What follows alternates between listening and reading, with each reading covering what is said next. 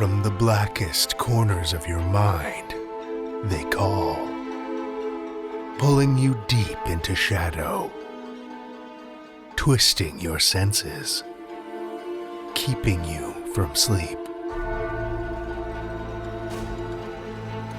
It's time to face your darkest fears. This is Tales to Terrify.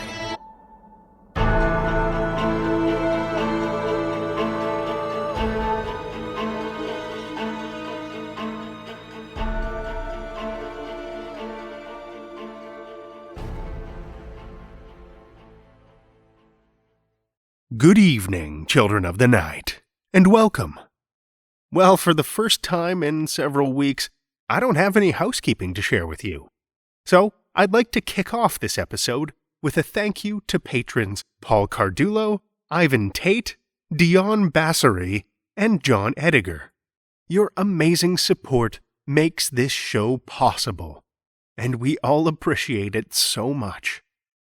If you'd like to count yourself among those that lend their shadows to this bulky mass of darkness, well, you know what to do. Patreon.com/Tales to Terrify. We're headed back for a brief visit to Vancouver Island this week. The West Coast Trail on Vancouver Island is a beautiful place to hike. Disconnected spires of rugged earth jutting from the shoreline, topped with lonely trees. The deep, lush green of dense evergreen forest. The white rush of fresh water cascading into the churning sea. It's about as pure and serene a landscape as you could imagine. But scattered along the rocks and sand of the shoreline pokes the occasional ragged shape of rusting metal. Worn and angular panels, pocked and twisted from a century of being battered by the sea. Grim reminders of what some call the worst maritime disaster to ever occur along that stretch of the coast, an area known as the Graveyard of the Pacific. The only remnants of the steamship, the SS Valencia. Well, almost the only remnants. Built in the late 1800s, the Valencia wasn't a large ship by any means. A small passenger steamer used to carry everything from civilian passengers and cargo to troops. She wasn't a young ship either, having spent more than 20 years at sea before entering service as a passenger steamer based out of San Francisco. It was a bright and sunny January day in 1906 when the SS Valencia left her home port of San Francisco, bound for Seattle. The route wasn't her usual one. Her sister ship, the SS Pueblo, which normally covered the route, was in dry dock for repairs. But the route was an important one, and the Valencia was set to cover it. 65 crew and 108 passengers boarded, and waved goodbye as the steamer pulled away from the docks and set course northward. As the Valencia began to wind her way along the California coastline, the sailing was relatively smooth. The air out on the ocean was crisp, but the occasional view of the rugged mountains spilling into the ocean of the coast was breathtaking, especially as the sun began to set on their first day, painting everything in deep hues of orange and crimson. The Valencia continued to travel north through the night, but by the time the light of morning began to seep through the clouds, any hope of glimpsing land was eclipsed by blowing snow and bone-chilling winds. A storm had moved in during the night, churning up the calm waters and obscuring the stars needed for navigation. Little known to many of the passengers, the Valencia had been traveling blind for hours, creeping its way northward as carefully and cautiously as possible. The mood aboard the ship, which had been light and relaxed the day before, had changed. A quiet heaviness settled over the passengers, their nervous whispers drowned out by the howling wind and salt spray crashing in violent plumes off the bow. Suddenly, there was a high-pitched shriek of agony from below decks, the screeching groan of metal on rock. Crew and passengers were pitched from their feet, tumbling hard across the deck into railings and rigging. The groan was quickly replaced with the audible, static rush of fast-flowing water. The SS Valencia had struck a reef and was taking on water. As much as I'm sure it pained him to admit it, upon inspecting the damage, the captain was experienced enough to know that there was no question. The ship was done for. In a final effort to buy time and slow its sinking, he ordered it beached, and the Valencia was turned toward shore. If it was the reef they'd hit, as he suspected, they couldn't be far from land. But as the ship became further hung up on the rocks, panic immediately took hold. Caution and common sense were claimed by the sea.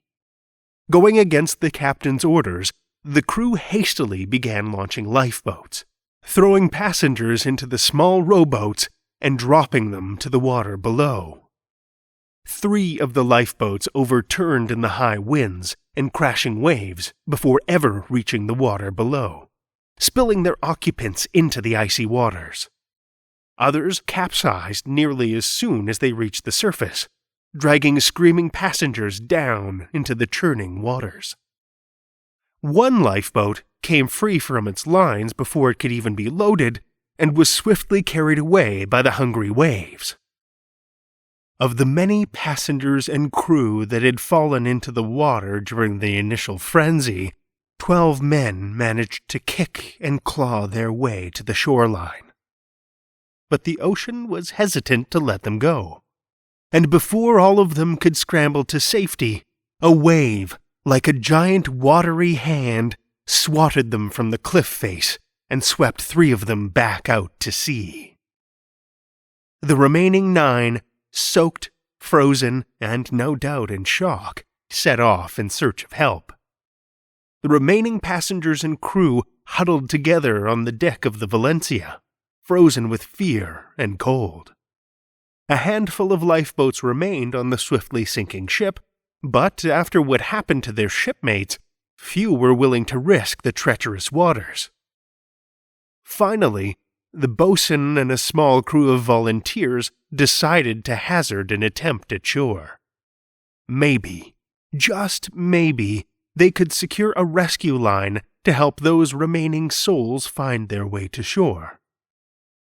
But once the lifeboat was on the water, the waves and wind were too high, the storm too violent for them to focus on anything but their own immediate survival. As they fought against the surging waters, the rough, heavy lifeline they'd tied to cleats on the boat's rail came loose and was swept away by the sea.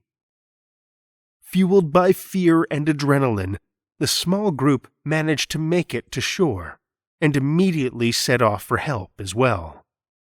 As they glanced back toward the listing ship, they could just barely see the ghostly pale faces of the remaining passengers and crew peering at them through the mist. Even from that distance, the despair was painted plain on their faces. But it was the thin veneer of hope that was the most painful to witness, as the sound of singing drifted in on the pounding surf, the soft melody of a hymn. Nearer, my God, to thee. While help eventually arrived, it was too late for many. The weather was too rough for the ships that had come to the rescue to get close enough to help. The remaining lifeboats were launched, and several survivors eventually recovered, but many passengers, trusting that rescue was imminent, stayed on the sinking ship. By the time an overland rescue party arrived, all they could see as they gazed down from the cliffs overlooking the wreck was the masts and rigging protruding from the water, and a handful of souls left clinging to them, Souls that, as the rescue crew watched helpless from the shore, were torn free by pounding waves and dragged down by the sea. Of more than 170 people who had boarded the ship in San Francisco, only 36 men had survived. Not a single woman or child made it to shore alive. But despite being torn to pieces and pulled down into the depths, that wasn't the last that was seen of the Valencia. 6 months after the disaster, word came back that a lifeboat full of skeletons had been found in a watery cave off the coast of Pachina Point, a cave entirely blocked by boulders. But when a crew was sent to recover it, the cave and the lifeboat were nowhere to be found.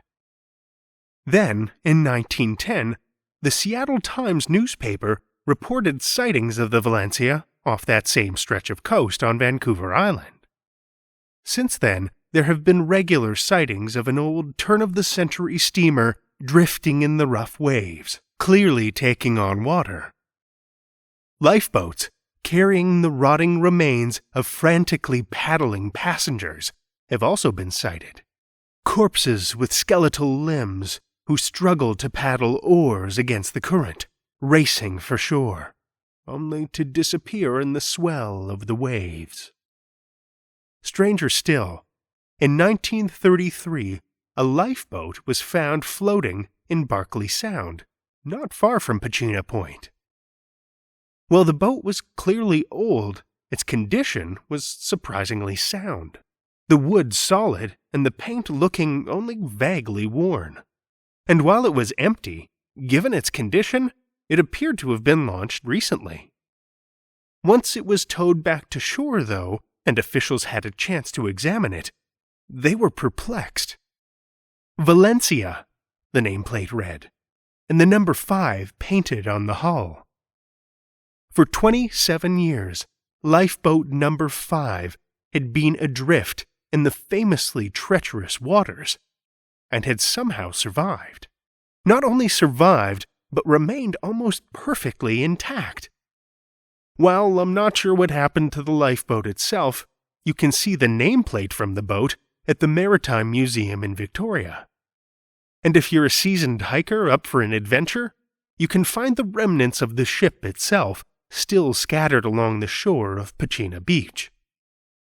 But if the winds blow just right, and the tides are in your favor, you might catch a glimpse of more than just wreckage.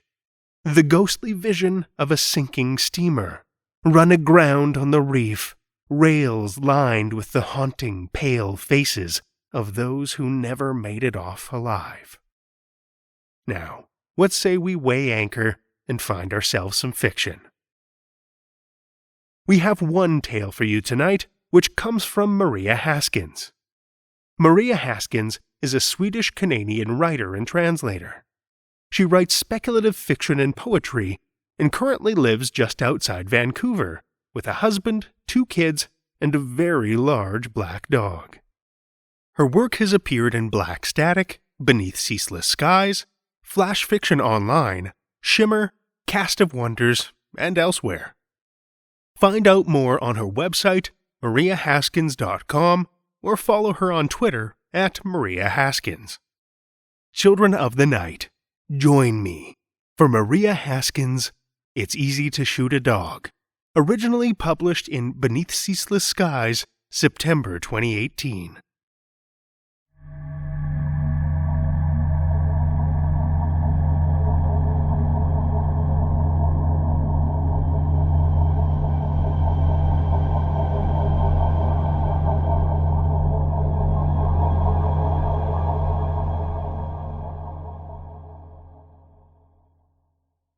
It's easy to shoot a dog. Susanna watched Papa do it one bitter morning, winter before last, when old Caro couldn't get up off his blankets. So she knows how it's done. You tie the dog to a fence post, put a soup bone on the ground, load the musket with the right measure of powder and a lead bullet, aim it at the dog's head, and light the charge with the match cord.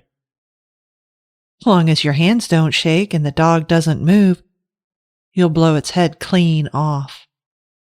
It is an act of kindness and of mercy, Papa told her when he saw her watching from the porch, to spare him the suffering otherwise to come. Then he lit the powder, rough hand steady as the discharge scattered a flock of crows into the clouds. Restless now on her cot beneath the rafters, listening to the quiet breaths of her own dog asleep beside her on the floor.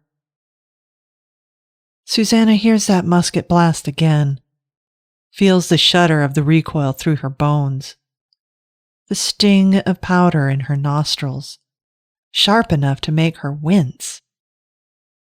Judging by the moonlight, it's long past midnight, and she knows it's time to go. Yet she lingers beneath the covers. She thinks of how she brought this dog home as a pup one October day 10 years ago, when she was 7. Same year as Mama raised a stone with her brother's name in the boneyard. Thinks of how old Caro took to that pup right away, watching it with kindly hangdog eyes as it blundered wobbly-legged through the yard and garden. That pup grew up with her, became this rangy, flop-eared mutt that curls up beneath the table when she eats, sniffs out hares and grouse in the woods for her, twines its body round her knees to greet her when she comes in from the barn. For 10 years, she'd cared for it with gentle patience, the way no one's ever cared for her. And for 10 years, it's followed her wherever, sharing her bed, her paths, her warmth. Its soul and shadow mingling with hers beneath this tarred roof, beneath this well-worn patch of sky and heaven. It's easy to shoot a dog. Easier still if you don't think about it for too long. If you can heft that musket clean of doubt or guilt. Cold floorboards bend and creak beneath her stockinged feet as she gets up, reaching for her clothes in the darkness. There's the gleam of frost outside, even though it's only early fall. But then, it's been a hard year already. A couple of bad omens, a harsh winter followed by a slow spring, wolves ravaging sheep, church silver stolen off the altar. They even burned a witch in town just after Easter. She went to look, but though the woman's hair was shorn and she was already burning, Susanna could tell it wasn't anyone she knew. After, when the bones still smoldered, the priest in his stiff black cassock puffed himself up before the crowd, assuring them the witch's spells and crafts would all unravel now that she was dead. Susanna stood there until dusk, waiting to see if anything would change. But the world remained the same as far as she could tell. Beneath the shearling coat and felted woolen breeches on the chair beside the bed, Susanna's fingertips brushed the embossed cover of Nana's ancient hymnal. But tonight, she has no prayers to tuck between its yellowed pages. Instead, she reaches down, finding the warmth of fur and breath that has always been more dependable than faith and supplication. The dog yawns as it stretches, gazing up at her with brown and faithful eyes, jaunty tail already wagging. It's eager to go with her, watching as she gathers up Papa's musket, tucks the tinderbox into her pocket, slings the supple leather pouch that holds the powder and the bullet across her chest. "Come," she whispers, so as not to wake Mama or Papa, and heads downstairs, slipping into the dark with the dog trotting keen on white-toed paws, following. Far back as Susanna can remember, she always wanted a dog of her own, but Mama and Papa would not allow it. No matter how she begged or pleaded, they did not relent. Mama even struck her at the end of one long day when she got tired of her cheek. Old Caro was enough, they thought, keeping the yard and barn safe with his growl and bark. But much as she loved that jolly hound, she knew he was not wholly hers. Knew he loved her papa and her waddling, weak-chinned brother more than her. She craved a creature that would be bound to her, to love and roam with as she saw fit. For months she prayed for a puppy, hands clasped around Nana's hymnal every Sunday, as she sat in church beneath that soaring vault, crowded with angels and apostles, peering up at the mother and the son, at the vines and doves, staring at the polished silver cross studded with sardonyx and amber above the altar. But God did not relent either, and one chill October morning she wandered off into the forest to find a pup herself. She was 7 years old, hemmed in on all sides by chores and rules and commandments, her brother scampering in her wake. As always, she was supposed to watch him, the louse, same as every day since he'd been born. "Stay here," she ordered, telling him of the ravenous wolves stalking the glades and paths, of their howls threading through mist and moonlight, of the witch weaving blood and bone into magic spells, changing children into pigs and sheep before she took their skins, of the trolls lurking neath the bridges and the rocks, of the vitra roaming the dells and hollows, snaring the unwary. But he would not leave her alone, no matter what she said or did, toddling along behind her, undaunted. At first, she followed the trails she knew, to the places she'd gone to gather firewood and berries, to harvest birch bark for baskets, to forage for sticky-capped mushrooms in the early fall, and bright green spruce shoots in spring. Then she wandered further, across the bridge, across the river, to where she'd sometimes let the goats graze, meadows hazy with tall timothy grass and yarrow in the summer. Yet no dog could she find in that frosty, wilted pasture, nor anywhere else her feet would take her. "There is a pup," she told her brother.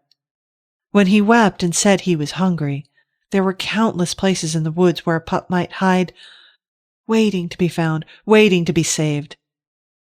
"We just have to find him, just a little further." She kept saying it, clinging to the words as if speaking them out loud would make it so. Her brother cried most of the way, because his ankle twisted, because he was 4 years old, because the wolves howled, because he was cold and she'd forgotten to bring his mittens, because he was too far away from Mama. No matter how hard and unforgiving her calloused hands were most days. When darkness fell, they trudged on, her brother sucking his fingers and holding on to her coat. He followed her wherever, because that was the way it had always been, since the first day Mama placed him in her care. 10 years ago, when she walked home through the woods with that new pup whimpering in her arms, when she snuggled it close and felt the warmth of its soft pink belly, she did not regret the choice she'd made. She did not regret it, even when Mama and Papa shrieked and cried, asking where she'd been, asking about her brother. She told them he'd run off, that she'd followed but could not find him, no matter how she looked. Even at the age of 7, the lies felt smooth and true upon her tongue. and Mama wailing like she'd ever cared for him, and Papa's face gone hard as rocks and iron, as if he'd even once held him close.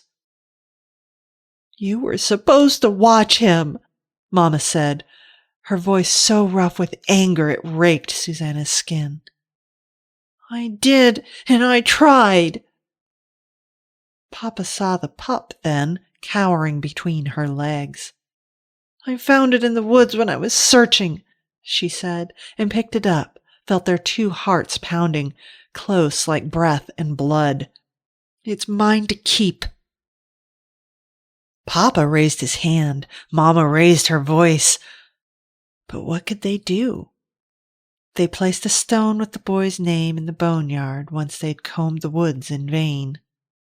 After that, Papa went back to the fields and forest, and Mama went back to washing laundry for the burghers. Susanna had spent 3 days and nights wandering the woods with her brother, scrounging for frostbitten berries off the rowans, chewing bark and pine sap to fend off the hunger. In the dark, she whispered lullabies to hush her brother up, trying not to shout or strike him, even when he would not stop wailing. By the time the old woman found them, they were chilled through bone and marrow, her brother sniveling snot and tears. Susanna was crying too, at least when no one saw. The old woman looked them over, long and thoughtful, her gnarled hand resting on the curved blade tucked into her belt. Though Susanna did not think she'd need that steel to end them. Once they'd been weighed and measured beneath that gaze, the woman took them to a sod-roofed cottage. Evergreen ivy and withered bougainvillea, snaking up the timbered logs and eaves, skulls and bones dangling in the trees outside. Fresh hides stretched tight in wooden frames for tanning in the yard. The woman fed them mutton soup and fresh-baked bread. She combed the pine needles and mud out of their hair. She put a fat wood pine root on the fire to warm them. She wrapped the boy in a sheepskin and laid him down on a cot by the hearth. Susanna sat at the table, sipping soup and watching. She saw the way the old woman used her mortar and her pestle, the way she hung the bunches of gathered herbs from the rafters, the way she mixed the potions and the salves on the counter below the deep-set window, the way she opened that heavy black book of hers, inked letters twined about with gold and scarlet. She listened to her song, chanting words over her brother to mend his broken foot. She knew what that woman was, and the woman knew she knew it, but neither of them spoke the word. "All I wanted was a dog," Susanna said, though no one had asked for any explanation. "I'd give anything for a pup of my own." The woman shook her head, her small bird-bone earrings clicking beneath her waist-long gray-streaked hair. "Silly girl! Pups come along all the time. Wait till spring. They'll be rolling out of every barn and cottage." "I've waited years already. I want a dog to care for now before winter comes." The woman laughed at that, at Susanna, yet she looked at her with something akin to understanding. "No patience in you, is there? Don't go looking for things to love, girl. Life's easier if you're not shackled to another." She nodded at the sleeping boy, gave a knife's edge of a grin. "One such chain of care has been slipped on you already. As you grow, there will be others, and they will be tighter still." Susanna looked at her little brother. He was quiet then, but well did she remember his whining and his weeping, how he slowed her down and clung to her at every step. "You're a clever girl, I can tell. Once I, too, was a clever girl who wanted things that would not be given to me." There are ways to get the things you want, but the getting's rarely free or easy. She gazed at Susanna, then turned away. No, I do not think you want the dog that I could give you.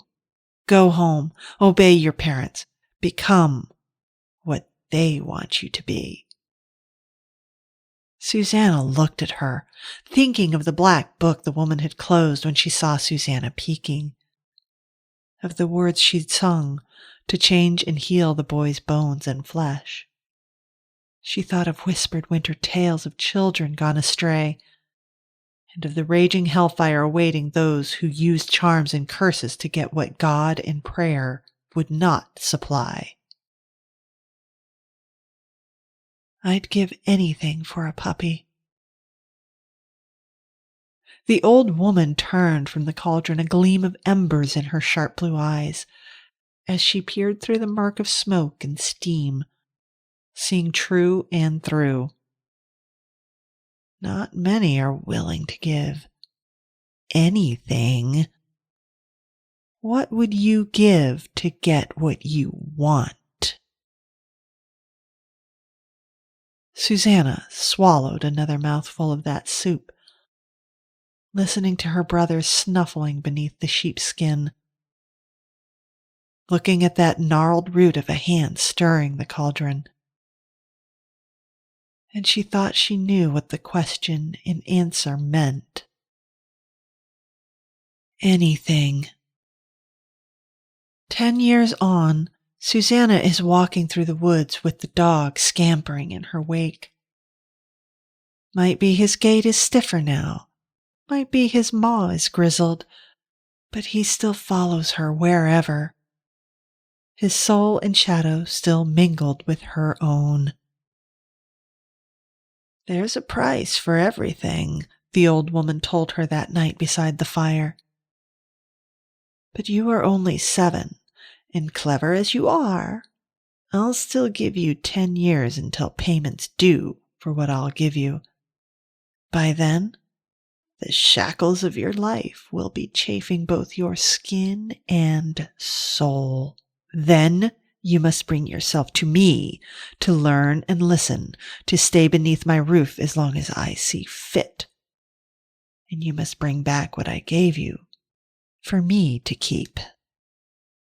10 years ago, as Susanna gazed at the fat wood smoldering low, as she listened to her own fiery heart burning hot and greedy beneath her ribs, the deal she struck seemed a well-considered bargain. She never thought 10 years would pass by so quick. And if she thought of the deal at all those first few years after the woman showed her the way home, she mostly thought of the snug bed in that small cottage, of the smell of herbs and mutton, of days without chores or errands, of the inked and illuminated pages of that heavy book, of the liberty to roam beneath the trees rather than feel the burn of lie as she helped Mama launder sheets by the creek.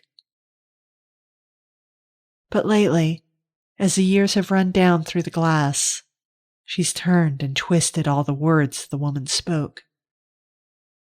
She's run her fingers over them, the smooth and the rough, pondering their full meaning as she's laid awake at night with the dog warm and heavy by her side. Bring back what I gave you for me to keep. She's thought of the scraped clean skulls hanging from the branches, of bones boiled white, of hides stretched and drying beneath the trees. She's thought of the wicked knife in the old woman's belt, of the claws and teeth dangling from the charms. She's felt the dog's soft ears between her fingers, felt the curve and sleekness of his skull and jaw beneath the silken fur. And the fear that only tickled neath her skin 10 years ago has turned into a constant itch and ache. She's tried to find a way out. She prayed for salvation in church, with the wine and bread burning on her tongue, hands clasped around Nana's hymnal, even though she knows neither the Mother nor the Son, nor the angels and apostles will help a girl like her. It's easy to shoot a dog, as a kindness, as a mercy, to spare it the pains and suffering otherwise to come. Beneath that wicked knife, enchanted words. Susanna has held the musket more than once, felt the weight of it, heavy like her own heart in her hands. 10 years. It is a decent length of life for any dog. Yet even so, the old woman's words no longer seem like a fair trade or trusty promise. They seem a threat and portent, a shadow creeping ever closer through the pines and spruce. Susanna knows the payment's overdue. She knows the old woman will claim it, one way or another. Whether Susanna goes to her or whether she waits for Susanna to come knocking on the door, she knows the price, knows what she would lose and gain if she were to pay it. So she's learned the things that might confound an old woman such as that. Sardonyx and amber, salt and silver, mistletoe and iron, scattered pebbles on the path, a hagstone on the fence post by the road, hazel planted near the house. Even so, her fear runs deep. How many times has she stayed awake listening for the old woman's steps coming up the pebble-strewn path, crossing the line of salt she laid at the threshold, climbing up the creaking stairs? How many nights has she waited for her barred door to shiver, for the latch and hook to bend and warp and snap, for the hinges to break, the wood to crack beneath the old woman's power? It's easy to shoot a dog. It's harder to shoot a witch.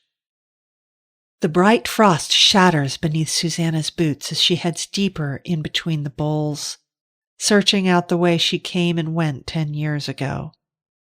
She's never cried, not in 10 years, not once. Not so anyone could see or hear it anyway. And even if she tasted those tears, even then, she knows she'd make the same bargain again. Anything is what she said. But whatever promise she made when she was 7, she knows now that she cannot give up this dog, cannot let him suffer beneath the knife, cannot let his skin be taken, cannot aim the muzzle at his head even to spare him the pain otherwise to come.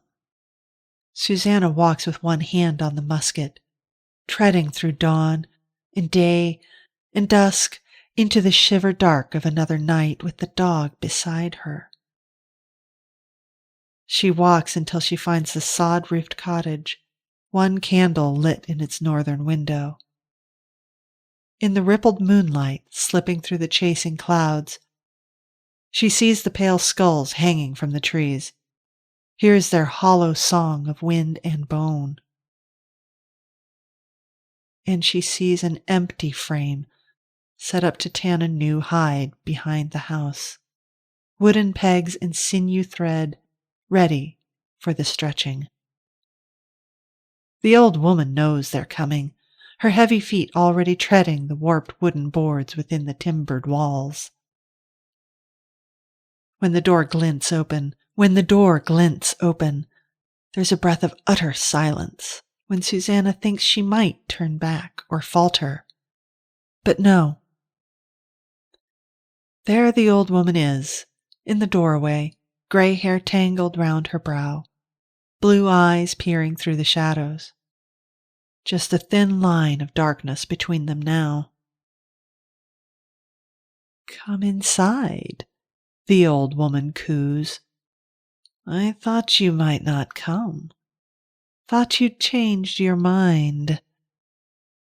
Thought they'd find a way to hinder you, perhaps. I should not have worried. At 17, you are still a clever girl."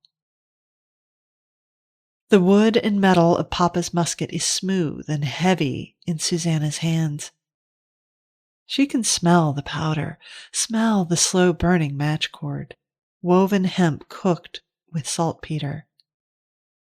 In the darkness, she puts one hand on Brother's head to calm him, to calm herself. And yet they both tremble. "I told you I would teach you, and I will," the old woman whispers, soft words snaking round Susanna's pounding heart. "I'll teach you all the things you'll never learn at home.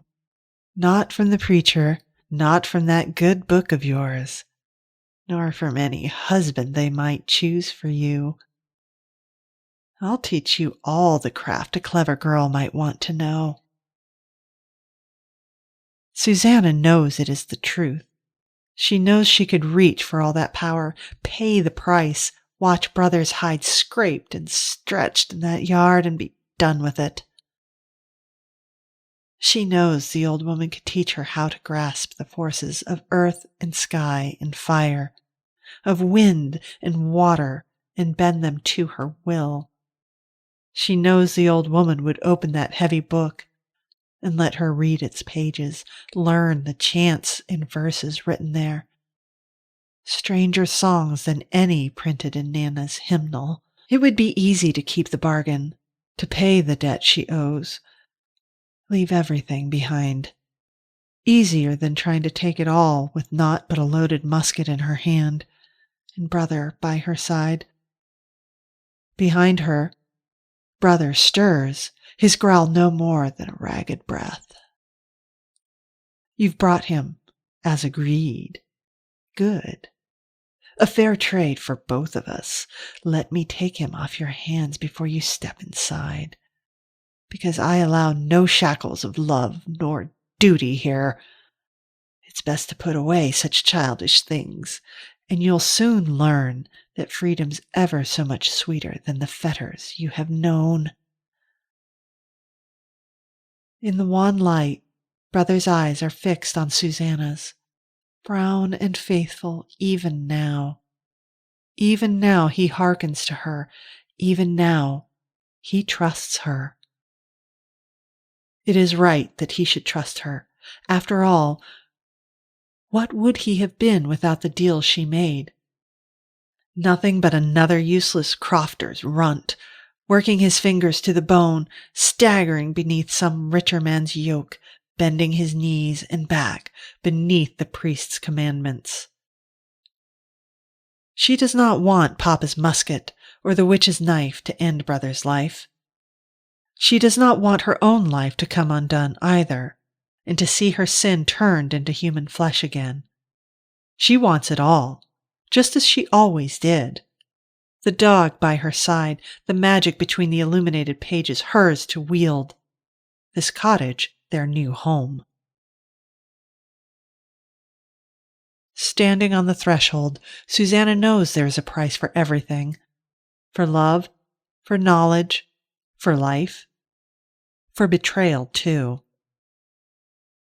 The musket's loaded, just like she's learned from watching Papa, even though he never would teach her.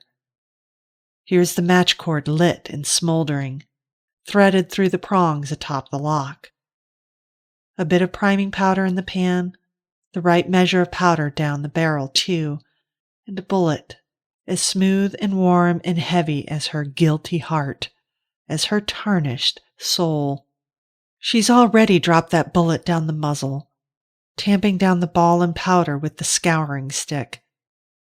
And now she stands here, the lit end of the match cord glowing hot and red like a demon's eye in the murk. She thinks of all the things she'd give right now rather than Brother's skull and hide. Even Mama's and Papa's lives she'd trade without regret. But not him, not this dog, not Brother. The old woman sees the musket, sees Susanna raising it, aiming it at her head. But she's not worried. She thinks it's loaded with naught but a ball of lead, easily averted. She does not know how patiently Brother waited at the church door while Susanna snatched that hallowed cross off the altar, the mother gazing down upon her sacrilege. She does not know about the silver Susanna snipped off that cross with Papa's tongs to melt and put into the bullet mold. She does not know about the sardonyx and amber Susanna pried off it and dropped into the ladle as the molten lead and silver swirled there, glossy hot and gray. She does not know about the 3 long gray hairs Susanna plucked off the woman's cloak 10 years ago while she lay sleeping. While the fat wood burned low, while a 7-year-old girl pondered the deal she'd made. She does not know how safe Susanna has kept those gray strands tucked between the pages of Nana's hymnal. There is no going back, not to who she was 10 years ago, before her hot and greedy heart burned away all chances of salvation. Not to Mama and Papa, telling her each day to marry and be gone. Not to church, with the priest leaning close in the confessional, asking about those dog tracks in the snow beside the church gate, about the errant boot prints by the altar. But if the bullet finds its mark, if the witch's craft should come undone, if her skein unravels here, what then for her? What then for brother? What then for both of them? For him, the slow death of a stunted life. For herself, the stocks, the pyre, a shallow grave in unhallowed ground. Susanna grips the musket firmly, brother quivering at her side. He won't leave her, no matter how this ends. No matter what she does or where she goes, because that's how it is. How it's always been between them. No matter where the path leads, or what words the witch spoke 10 years ago to change him, or what Susanna did to get what she wanted. Through it all, brother's eyes stayed steadfast and true, and always will. This dog will follow her to the ends of this world and into the next. She knows the truth of it now, standing here at the end and the beginning. It isn't easy to shoot a dog, not even as a mercy and a kindness, not even to spare him the pain and suffering otherwise to come. Not when your souls and shadows have mingled since the day he was wrenched from Mama's womb.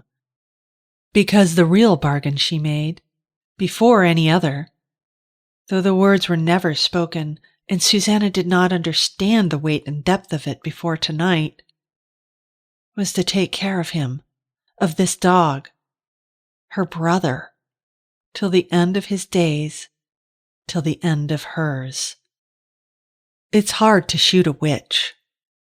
Harder still when brother starts barking at the old woman's feet, snapping at her hem and sleeves, but still, she must take aim. Hands shaking, she touches the match cord to the powder. The crack and smoke of Papa's musket fills the night. As the tangled bodies of witch and dog collapse in the doorway, Susanna stumbles forward, breathing one word into the silence, a plea and question both. Kneeling, she blinks away the sudden sting of tears and reaches through the bitter smoke, praying for the warmth of fur and breath, praying for the power of sardonyx and amber, praying that the spell won't break.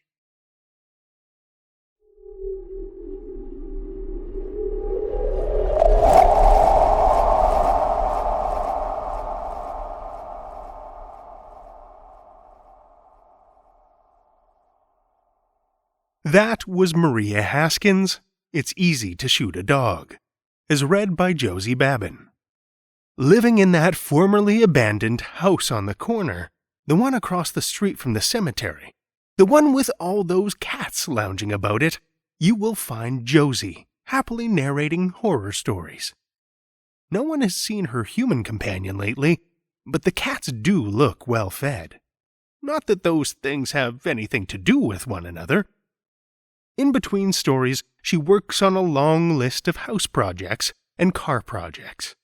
But best of all, she gets to work on lab projects, growing cells into medicine, hopefully making the world a little healthier in the not-so-far-off future. If you're ever in San Diego, stop by to say hi. She'll introduce you to her cats. Thank you, Josie.